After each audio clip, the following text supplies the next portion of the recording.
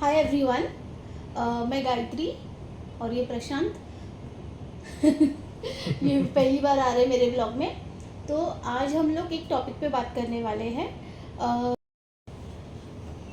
मैं जो बात करना चाहती हूँ, मैं कैंसर के ऊपर बात करना चाहती हूँ। तो ऐसे तो मैंने बहुत सारे ब्लॉग्स देखे हैं जो कैंसर पेशेंट्स खुद आके ब्लॉग बनाते हैं, अपने एक्सपीरियंस शेयर करते। तो हम लोग एक्चुअली पेशेंट नहीं हैं, बट हमारे घर में पेशेंट है। पेशेंट्स खुद आके अपना एक्सपीरियंस शेयर करते हैं, बट जो पेशेंट के साथ जो जाता है हॉस्पिटल हर बार, तो उसका क्या एक्सपीरियंस होता है। क्योंकि पेशेंट तो सफ़र करता ही है, उसके साथ जो एक्चुअली में उनके साथ हॉस्पिटल तक जाता है, तो वो भी वो चीज़ों को देखता है, किस तरीके से वहाँ पे हॉस्पिटल में लोग आते हैं, ट्रीटमेंट का प्रोसीजर क्या होता है।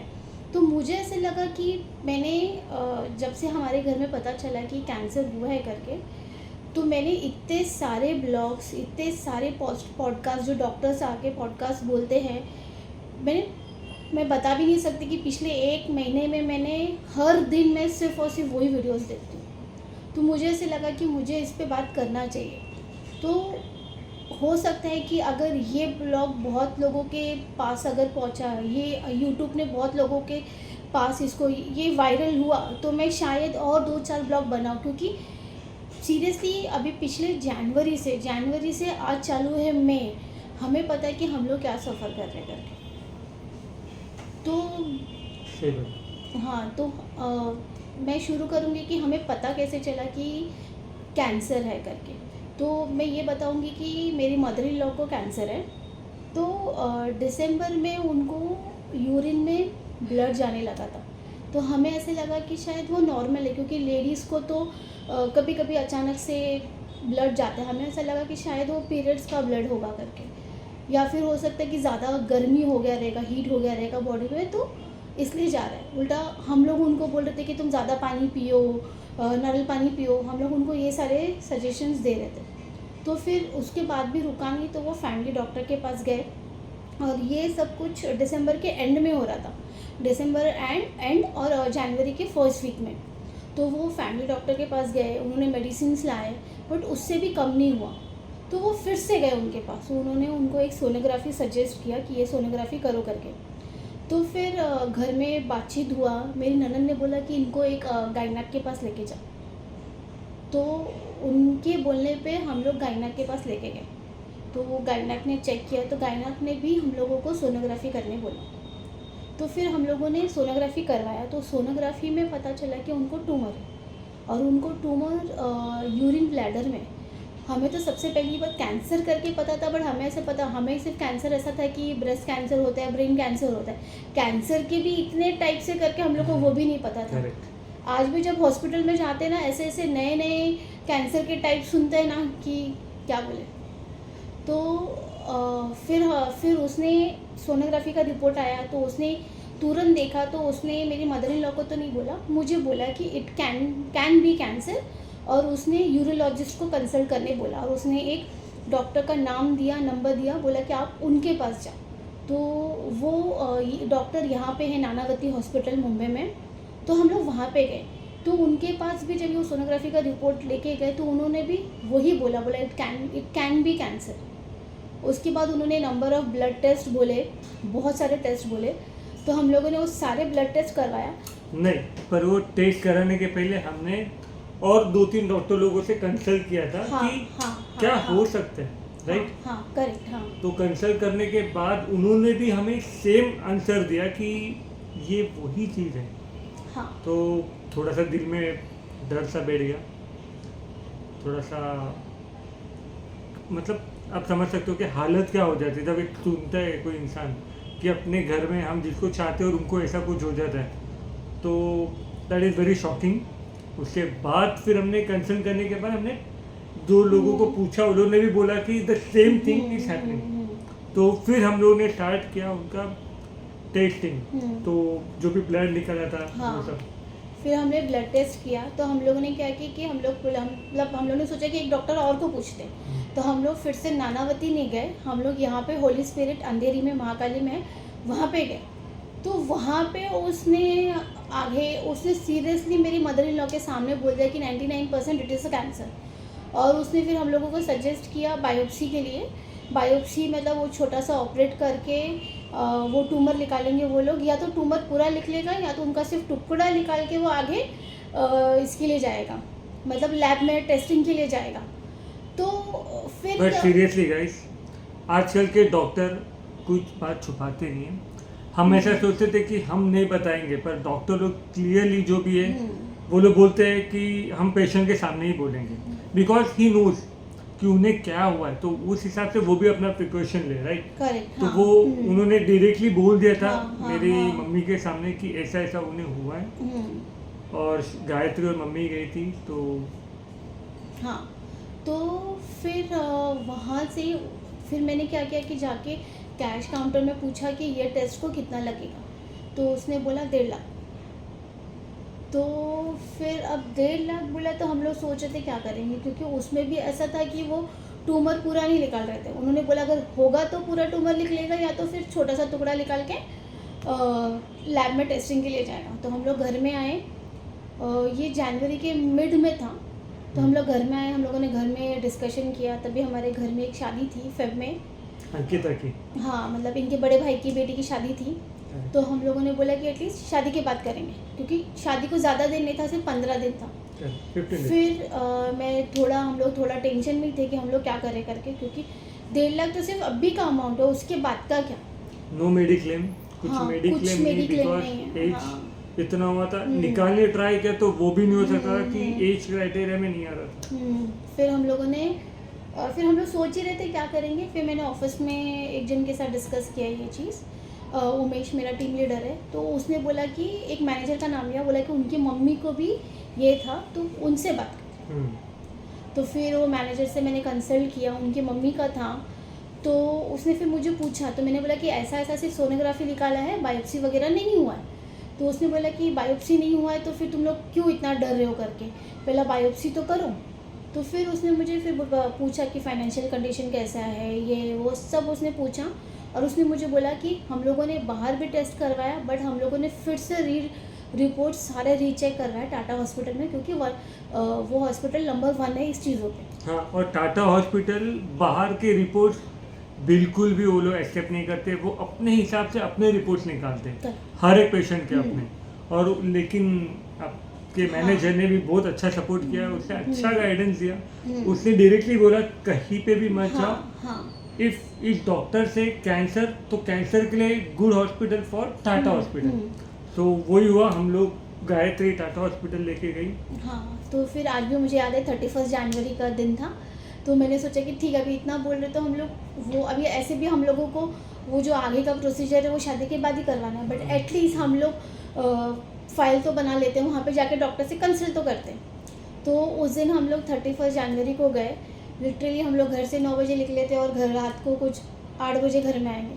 पेशेंस बहुत चाहिए उस हॉस्पिटल में जाने के लिए, क्योंकि उनकी भी गलती नहीं होगी, इतने पेशेंट्स आते हैं वहाँ पे, वो लोग भी क्या करेंगे। बहुत ज़्यादा, और ऐसे ऐसे पेशेंट दिखाई देंगे वहाँ पे जिनको हम इमेजिन नहीं कर सकते। उनको देख के हमें कैसा तो भी होता है करेक्ट, हाँ। कि ना हो, ऐसा लगता है कि भगवान ने हम लोग को अच्छा रखा है फिलहाल, दैट इज गुड। मरना है तो ऐसे ही मरो शांति से।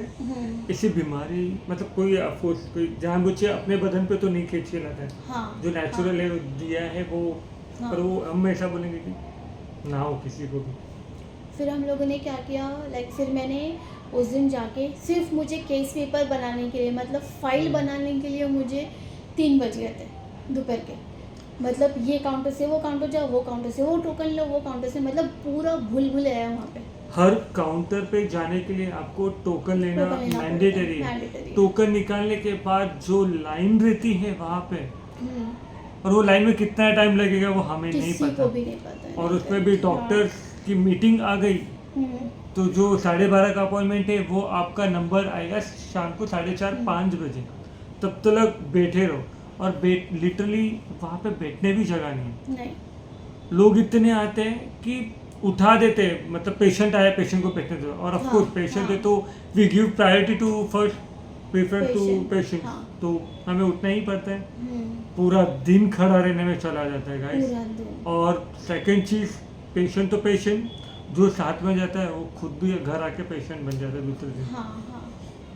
तो फिर उसके बाद उस दिन मैंने केस पेपर बनाया और उसके बाद उन्होंने बोला कि तुमको क्या करना है, प्राइवेट में करना है या जनरल में करना है। तो मेरे मैनेजर ने पहले ही बोला था कि तुम जनरल में जाओ, क्योंकि वहाँ पे टाटा में ट्रीटमेंट जो है वो भले प्राइवेट हो या जनरल हो, ट्रीटमेंट एक ही है। करेक्ट। वो एक चीज़ सबसे अच्छी है टाटा की। तो हम लोगों ने फिर जनरल में करवाया। उस दिन डॉक्टर ने देखा और उन्होंने क्या किया, जो रिपोर्ट्स हमने बाहर करवाए थे उन्होंने वो सारे रिपोर्ट्स फिर से करने लगाए। मतलब टाटा किसी का भी रिपोर्ट के ऊपर भरोसा नहीं करता है, जैसे मैंने वो बताया। उनको उनका ही रिपोर्ट चाहिए, उनके ही लैब का रिपोर्ट चाहिए।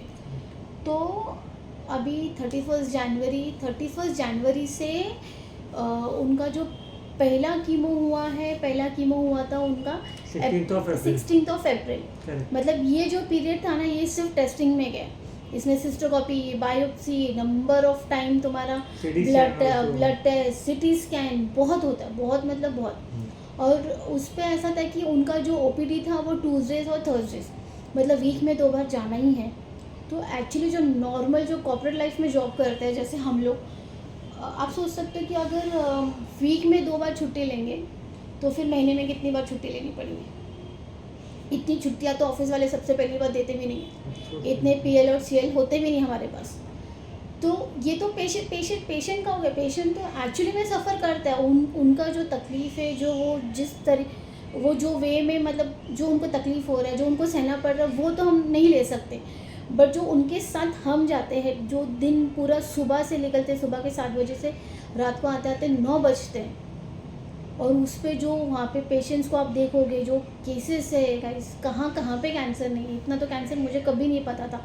लंग कैंसर हो गया, हाथ के कैंसर होते हैं, पैर के कैंसर होते हैं, ब्लड कैंसर होते हैं, मुंह में कैंसर होता है, मतलब कहाँ कहाँ नहीं होता है। मतलब नहीं, सिर्फ ऐसा भी नहीं कि बड़े लोगों को ही है। हाँ, 6-6 महीने के बच्चों को भी कैंसर है। वेरी स्मॉल साइज, छोटे छोटे बच्चे, मतलब उनकी ज़िंदगी स्टार्ट भी नहीं है, उन्हें कुछ ज़्यादा देखा भी नहीं, उनको ऐसे उनके बेचारे माँ बाप आते लेके। तो हाँ, वो तो मतलब फिर अब ऐसा है कि कैंसर पेशेंट है तो तुम्हारे घर में तुमको मेंटली, फाइनेंशियली, फिजिकली तीनों इसमें तुमको स्ट्रांग होना पड़ेगा।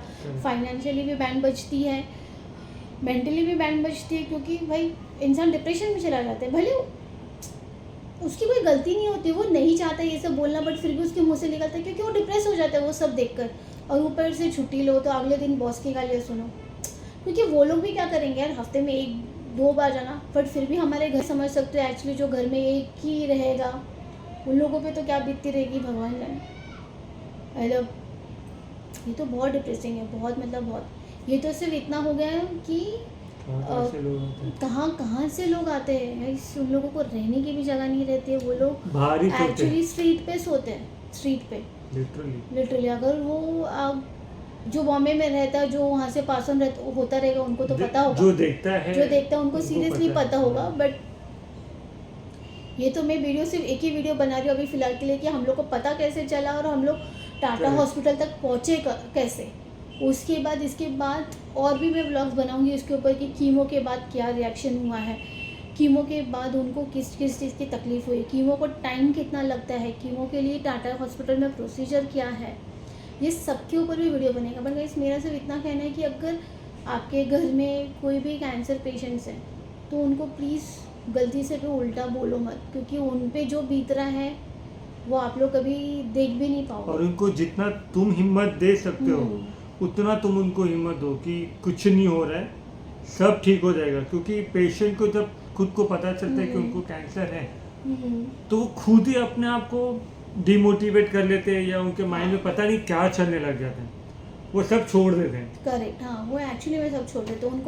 उनको जीने की उम्मीद नहीं रहती, अफसोस नहीं रहती। और एक तो या तो बच्चे या तो बुढ़े, जो मिड एज में जो होता है ना वो भी फिर भी ठीक है। एक तो इतने छोटे छोटे बच्चे को 6-6 महीने के बच्चे, उनको क्या पता है, उन्होंने तो दुनिया देखी नहीं है, उन्होंने क्या पाप किया भाई, उनके तो कुछ, वो तो 6 महीने ही हुआ उनको दुनिया में आके, वो लोगों को कैंसर। और यहाँ पे जो एजेड लोगों को होता है 69-70, वो लोग बेचारे उठ भी नहीं पाते, और उसके ऊपर इतनी भारी भारी इंजेक्शंस, और हर टाइम पे ब्लड टेस्ट होता है, और इंजेक्शन इतना स्ट्रांग होता है कि उनके बदन में वैसी जान नहीं रहती है, और वो इंजेक्शन के बाद खाना नहीं, पीना कुछ भी नहीं। और जो उनका बॉडी पेन, वो तो आपको हम हमारे अगले इसमें बताएंगे। हाँ जो भी है वो कैसा प्रोसीजर सब क्या रहता है, इंजेक्शन के बाद की तकलीफ या वो इंजेक्शन लेने तक की प्रोसीजर क्या है टाटा हॉस्पिटल में। और वहाँ पे मिनिमम 2 लोग तो चाहिए साथ चाहिए, में, एक पेशेंट के लिए। साथ रहने के लिए और एक भागदौड़ करने के लिए। बस correct। 4 बिल्डिंग है, चारों बिल्डिंग में वो लोग नचाते। हाँ मेरे को तो बहुत लेट पता चला कि 4 बिल्डिंग है, मैं तो यही सोचा था कि ऑलमोस्ट 2 ही बिल्डिंग दो है बिल्डिंग करके। नहीं, 4 बिल्डिंग है। एक जनरल बिल्डिंग है, एक मेन बिल्डिंग है, एक होमीवा बिल्डिंग है और एक एनएच बिल्डिंग बोलते हैं। Correct। तो मतलब चारों कनेक्टेड है, अंदर से ही तुम जा सकते हो। पर जब जो अंदर से जाते हो, जो तुम ऊपर नीचे करते हो ना, वो लिफ्ट का वेटिंग टाइम तो बहुत बहुत है। Of course। और वो सीढ़ी चढ़ उतर के वो बेचारे का तो वजन कम हो जाएगा ऐसा। इससे मेरा हो गया फिलहाल। बट एनीवेज, हम लोग अभी फिर से नेक्स्ट वीडियो में मिलेंगे। नेक्स्ट वीडियो में मैं बताऊंगी कि हम लोगों को डॉक्टर ने क्या प्रोटोकॉल दिया था, क्या ट्रीटमेंट उसने हम लोगों को क्या क्या सजेस्ट किया था। हाँ इतना बता सकते हो कि अभी फ़िलहाल के लिए उनका अभी यही वेडनेसडे को 2nd कीमो हुआ है। 2nd कीमो में भी ऐसा होता है कि डे 1 डे 2 4 साइकिल दे रहेंगे, बट 4 साइकिल में तो इसके ऊपर भी हम लोग बातचीत करेंगे डेप्थ के। बट आज की वीडियो के लिए इतना, क्योंकि ऑलरेडी ये वीडियो 17 मिनट का हो गया। लोग यहाँ पे 2 मिनट भी वेट नहीं देखते, बोर हो जाएंगे लोग 17 मिनट का वीडियो देख के। तो अगर आप लोग को ये वीडियो पसंद आया, अगर ऐसा लगा कि थोड़ा भी हेल्पफुल है आपके लिए, तो प्लीज़ आप ये वीडियो आपके फ्रेंड्स एंड फैमिली के साथ शेयर करो और मेरे चैनल को प्लीज़ सब्सक्राइब करो आगे के वीडियोज़ के लिए। Thanks thank you. In advance. Thank you. Bye.